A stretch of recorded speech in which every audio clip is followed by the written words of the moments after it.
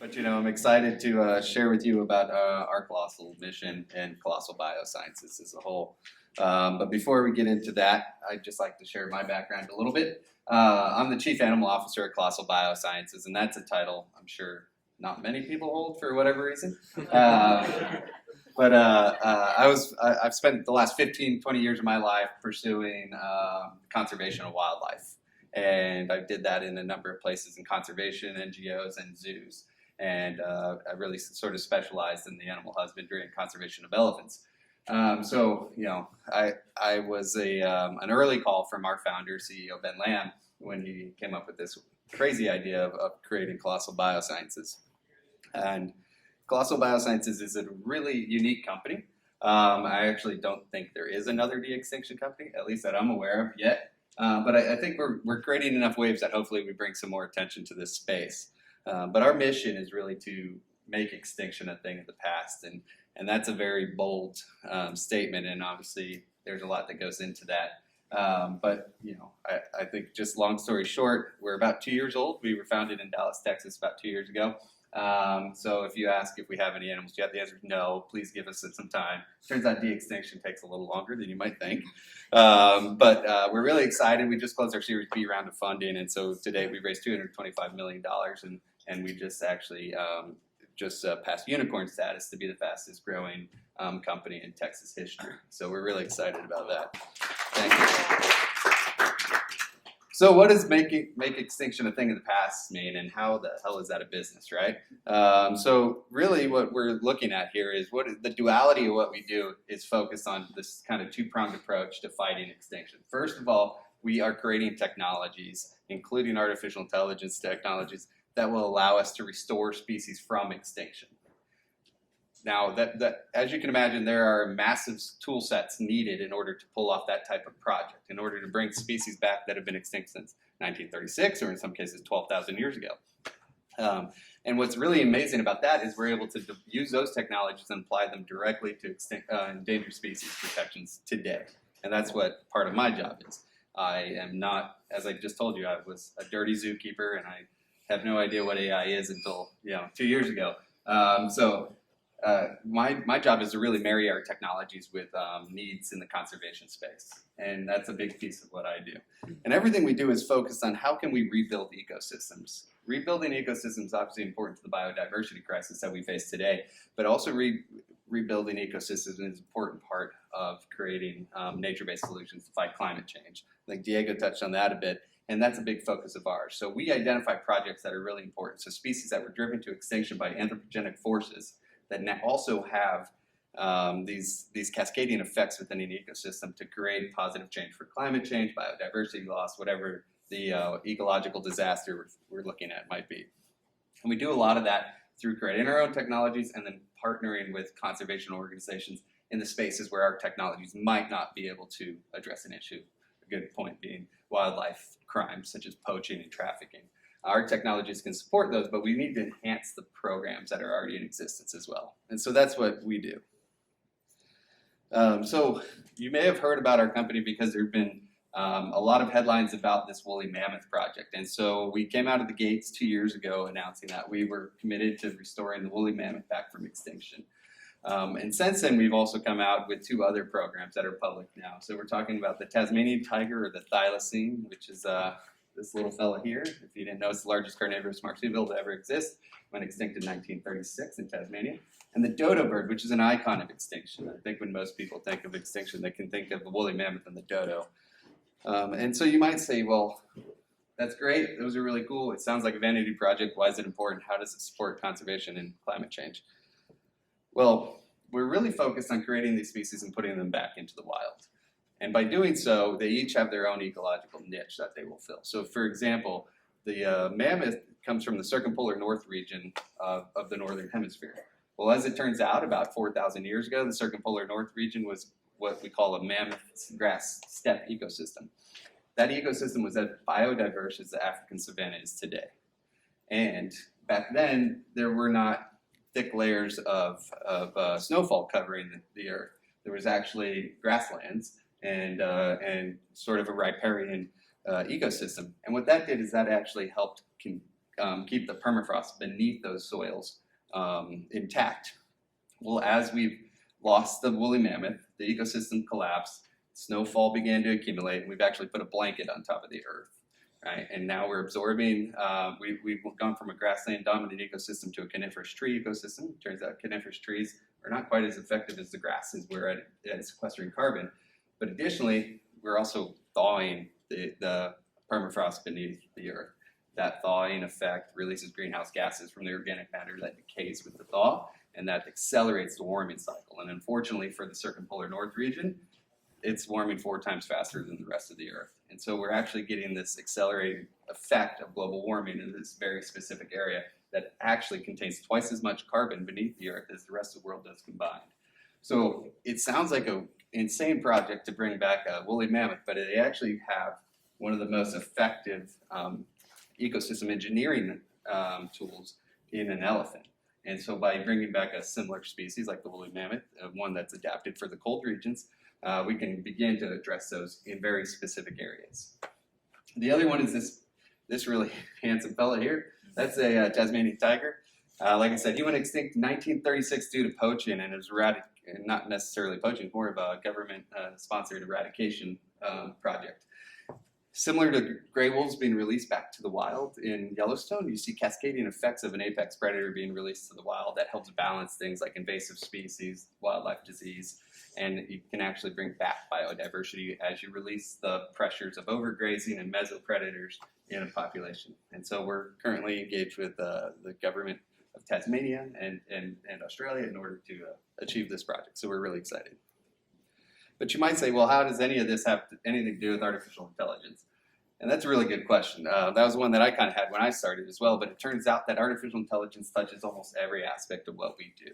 Many of these projects are massive data challenges. As you can imagine, the path to bringing in species back from extinction requires a lot of fundamental leaps of science.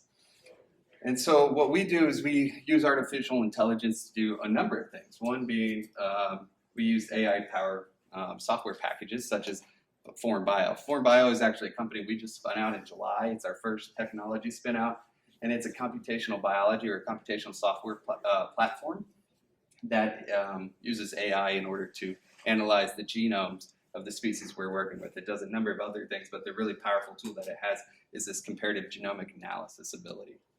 So we can look at the genome of an Asian elephant and the genome of a woolly mammoth, and using Form Bio, we're able to identify where in that genome these animals not only differ, but what that gene or that allele most likely is responsible for.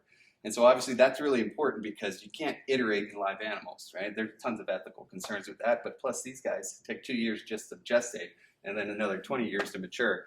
We would be on this path for a while unless we had a really powerful AI tool that's able to help tell us what the gene is responsible for. So this is a way that we can take literally centuries off of our project in order to advance what we're doing. But if anybody's also familiar with DeepMind's AlphaFold AI technology, this was a really amazing paper that was published 2 years ago. So this uses AI to predict the way in which a protein folds. So based on the DNA structure that we sequence, we can say this is the amino acid that it's responsible for. This is how those amino acids in a chain would fold together. That's really important. If any of you took molecular biology in undergrad, right, we talk about protein fold and structure is really important to its function. So in order to understand what that gene does, we need to understand what amino acids it codes for and how those amino acids would fold into a protein structure. And that can tell us things like, oh, this is a hair protein. Well, that's really important when you're going from an Asian elephant genome to a mammoth genome. And so this has been an amazing tool that has really helped a lot of what we're doing. And so some people kind of ask, why is this the time when we should pursue these projects? And it's really the stars aligning in terms of AI, genetic engineering, CRISPR-Cas9 being the big system that everybody's talking about now, and then reproductive in science and embryology. So this is a mammoth in a bag. And you might go, why is there a mammoth in a bag? Also a good question. So one of the technologies that we're working on is artificial wombs. So we're currently creating artificial wombs in order to gestate these animals and bring them back to existence. We have a few paths of natural surrogacy, but this artificial surrogacy is probably the most powerful tool and one of the hardest projects that we're working on today.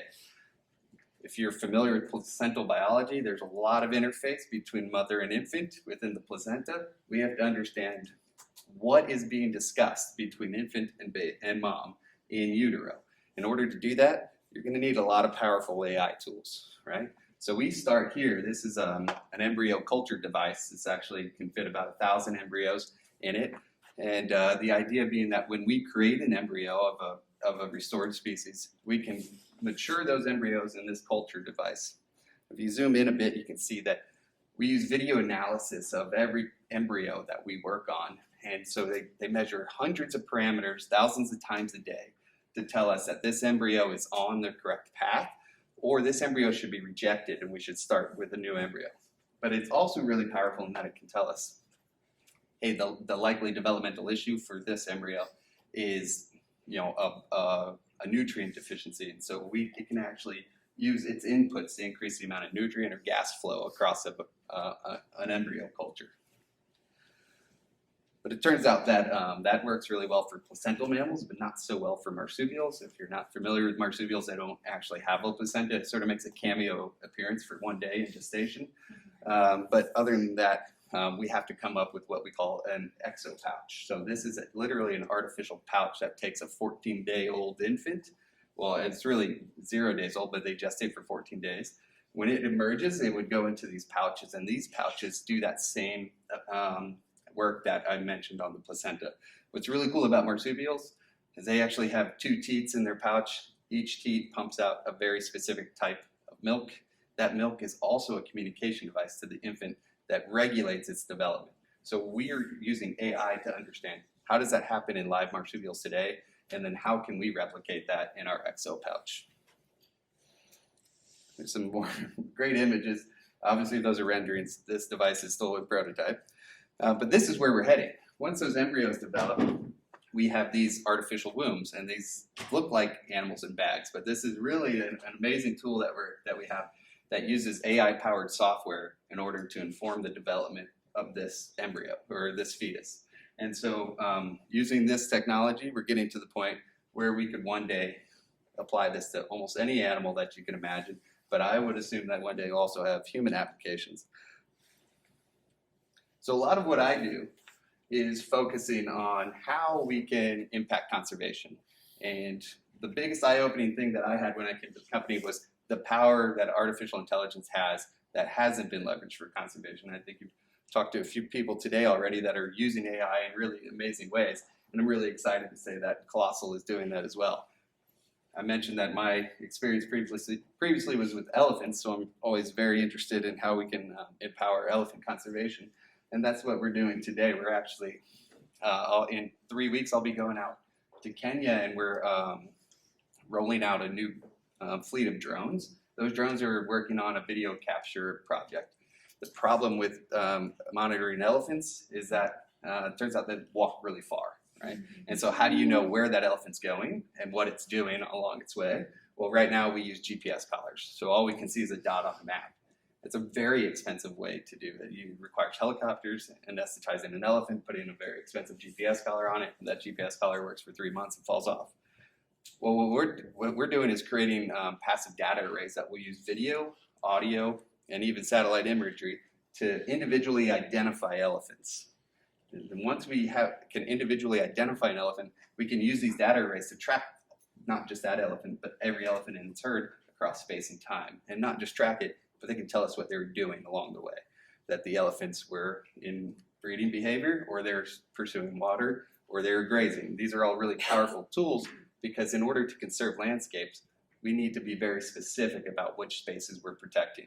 So in order to have the information to decide what we should protect, we're creating tools that will give that data to conservationists. And one plug that I'll always throw in is, if you're not aware, there is a disease called elephant endotheliotrophic herpes virus. It's a devastating disease that kills about 35% of all Asian elephants.